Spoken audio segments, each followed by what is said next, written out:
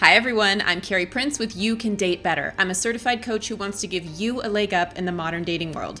Dating can be tough, and so is the work to do it better. So let's go. So I'm just curious.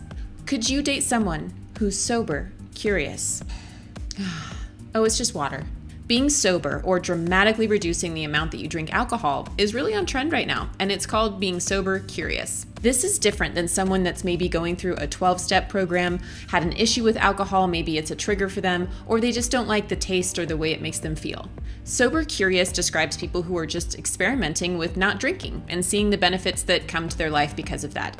Maybe it's about being mindful in the moment and really thinking about what their actions do to them and how their behaviors change.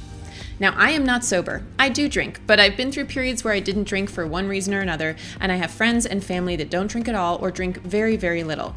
But I'm hearing a lot of daters say they don't want to date someone who doesn't drink. This is what is interesting to me. So let's explore. Hey, alcohol has been a staple of the human experience for a really long time, pretty much as soon as we figured out how to make it. And hey, it's a social lubricant. You know what I mean. Sure, it can help people loosen up and lower their guard down a little bit, and I don't think a drink or two on a date is a bad thing at all. Is this too much? But I hear a lot more stories about people overdoing it than underdoing it. And there are a lot more negative consequences to overdoing it than not doing it at all. So, you drink alcohol. You like alcohol. You want others to like alcohol too. And if they don't, you can't be in an intimate partnership with them. Why is that? The reasoning I usually hear is I don't want them to be uncomfortable around me and my friends, or I like to drink and I don't want to be judged for it, or even sober people are not as fun.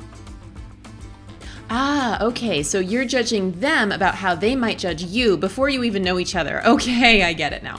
First question to ask yourself is just, why? What is the real issue here? Do you have guilt? Do you have triggers? Do you have a problem? Do you worry about what others will think? Are you aware that you change a lot when you drink a lot? Because really though, who cares if someone doesn't drink? There's nothing wrong with drinking as long as you're not overdoing it all the time, just like there's nothing wrong with not drinking. If the sober person doesn't mind being around people who drink and being in bars and going and doing all the things that whole crowd likes to do, I really want to challenge this idea that these two people wouldn't be able to date. If they're both secure, happy people who have made peace with their own decisions, why does it really matter?